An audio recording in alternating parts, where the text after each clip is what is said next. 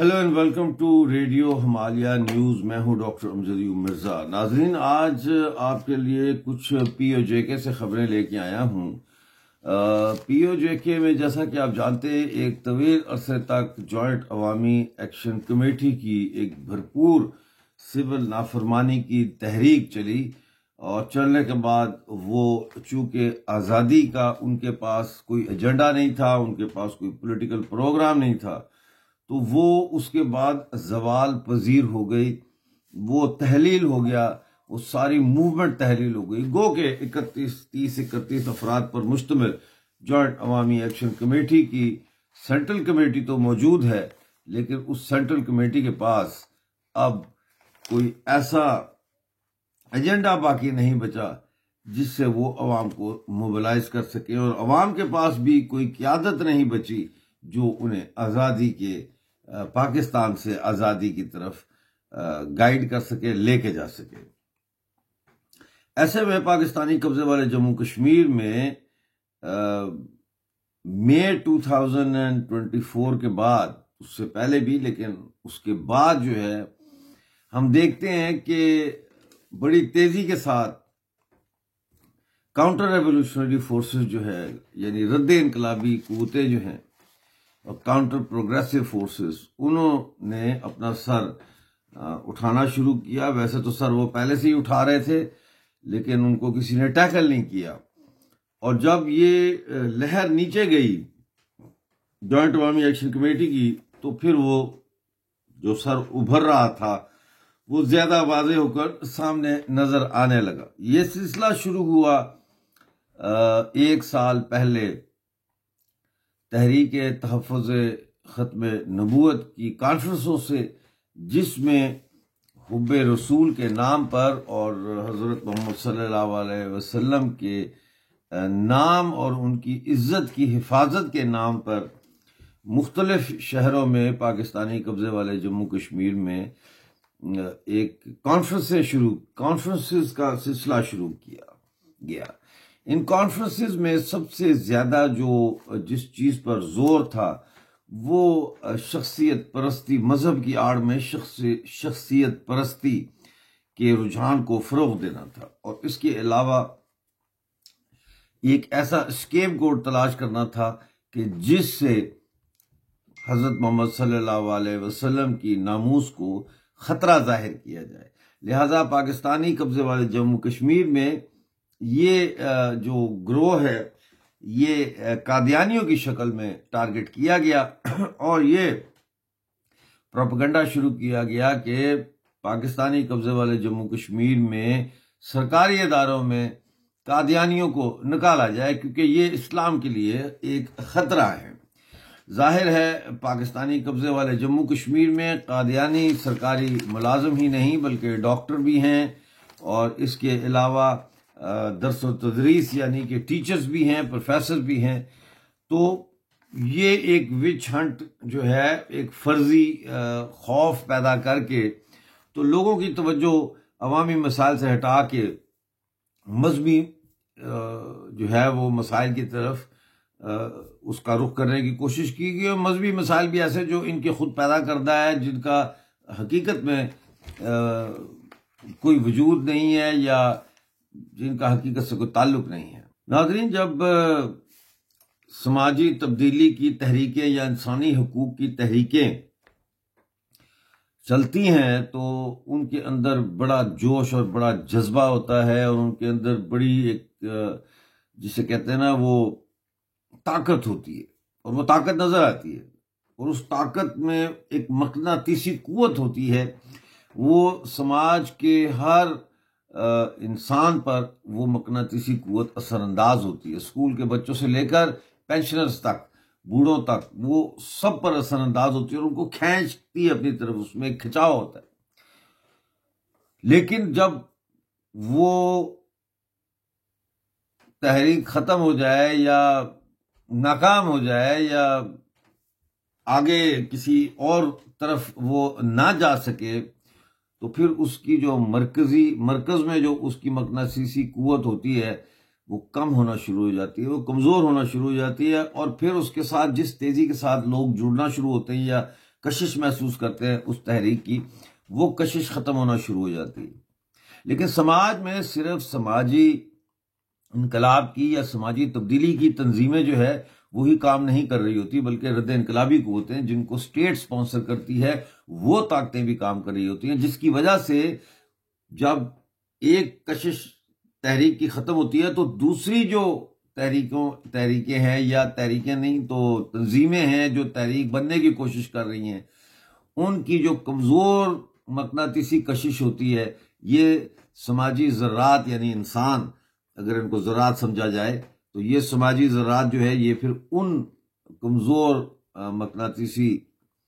जो है मरकज़ों की तरफ मूव करते हैं। और यही वजह है कि आज पाकिस्तानी कब्जे वाले जम्मू कश्मीर में एक दफ़ा फिर जहाद का रुझान और राइट विंग कंजर्वेटिविज्म का रुझान जो है वो अपने अरूज पर है। और आने वाले वक्त में किसी और मुतवक्को अवामी तहरीक या अवामी हुकूक की तहरीक से बचने के लिए, उसको तोड़ने के लिए जो चीज दरकार होती है वो चीजें अब बनाई जा रही हैं, जिसमें एक तरफ तो ये मजहब का मैंने आपको बताया एलिमेंट, दूसरा तरफ टेररिस्ट जहादी तंजीमें जो है उनको इस्तेमाल किया जाता है। जैसे इस वक्त बलूचिस्तान में सरदार अख्तर मेंगल के खिलाफ जो है ये आईएसआईएस और दाइश के जो लोग हैं उनको सुनने में आ रहा है कि पाकिस्तान आर्मी इस्तेमाल करने की कोशिश कर रही है। खुदकुश धमाका हो भी चुका है, और अगर वो कामयाब हो जाता तो फिर ये अकबर भुगटी एपिसोड 2 होता, और इसके बड़े तबाहकुन असरात होते बलोच समाज पे भी और पाकिस्तानी जो रियासत है इसके ऊपर भी। लेकिन ये काफी नहीं होता कि मजहबी तंजीमें या राइट विंग की तंजीमें ही इस्तेमाल हों इस मसले के लिए। लिहाजा रियासत अपने तनख्वाहदार मुलाजम पैदा करती है, जो डंडा बरदार कह लें या मुसल्ला कह लें, वो एक गिरोह तैयार करती है। जुल्फिकार अली भुट्टो के ज़माने में भी हमने देखा कि फेडरल सिक्योरिटी फोर्स के नाम से एक पैरामिलिट्री फोर्स बनाई गई, जिसका काम ही ये था कि हर उस शख्स को या उस तहरीक को कुचल के रख देना जो भुट्टो साहब के दौरे इक़्तिदार को या तो चैलेंज करती हो या उनकी पॉलिसी से इस हद तक इख्तलाफ करती हो कि उसका असर जो है उनकी शख्सियत के सर पर पड़ सके।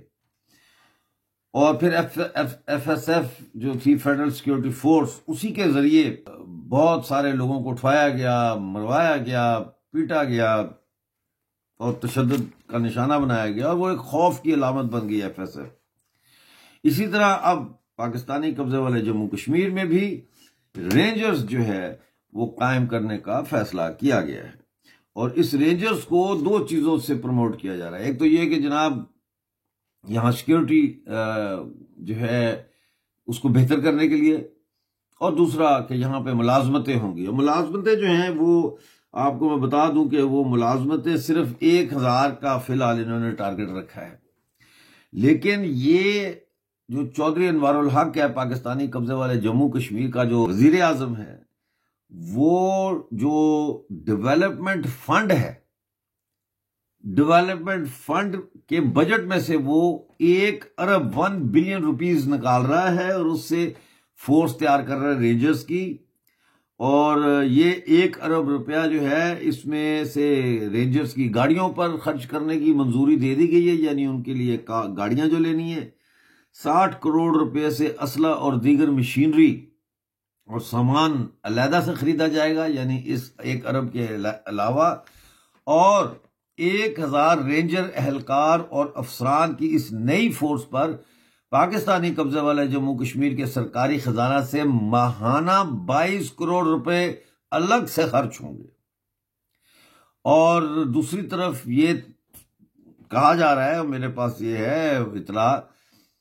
कि आटे और बिजली पर दी जाने वाली सब्सिडी आइंदा जो बजट आएगा उसमें खत्म कर दी जाएगी। ये काशिफ मीर साहब ने ये तफसीलात दी हैं सोशल मीडिया पे भी दिए हैं और अखबारों में भी छप रही हैं, और इसके लिए बड़ी तशवीश जाहिर की जा रही है, क्योंकि 13 मई 2024 को पाकिस्तान और आज़ाद कश्मीर सो कॉल्ड जो है उसकी गवर्नमेंट वो जॉइंट अवामी एक्शन कमेटी के लॉन्ग मार्च को हैंडल नहीं कर सक रही थी, और पाकिस्तान से और केपीके से उनको फोर्सेस बुलानी पड़ी, तो और रेंजर्स बुलानी पड़ी, और फिर एसएसजी कमांडो आए। तो इसलिए अब ये फैसला किया गया है कि आइंदा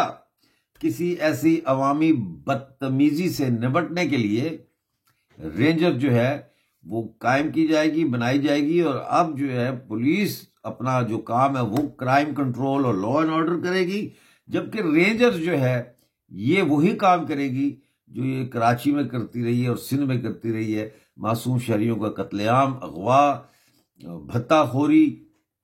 और जो लोग पाकिस्तान के नैरेटिव को नहीं मानते या पाकिस्तान से आज़ादी हासिल करना चाहते हैं, उन लोगों का अगवा, उन लोगों का एक्स्ट्रा जुडिशल मर्डर, और पाकिस्तानी कब्जे वाले जम्मू कश्मीर को एक ऐसी मकबूजा रियासत में तब्दील कर देना जो जहां पे आने वाला वक्त का जुल्म है वो अपनी शायद मिसाल आप ही हो जाएगा। बहरहाल देखते रहिए रेडियो हिमालय न्यूज पे कश्मीर न्यूज एक्सक्लूसिव। मिलते हैं अगले प्रोग्राम में, उस वक्त तक के लिए आप अपना बहुत सारा ख्याल रखें। एक और ब्रेकिंग न्यूज भी आ रही है, वो भी आपके साथ मैं शेयर करूंगा कि किस तरह हमारी ख्वातीन जो है उनको यूरोप में फरोख्त किया जा रहा है। Thank you very much.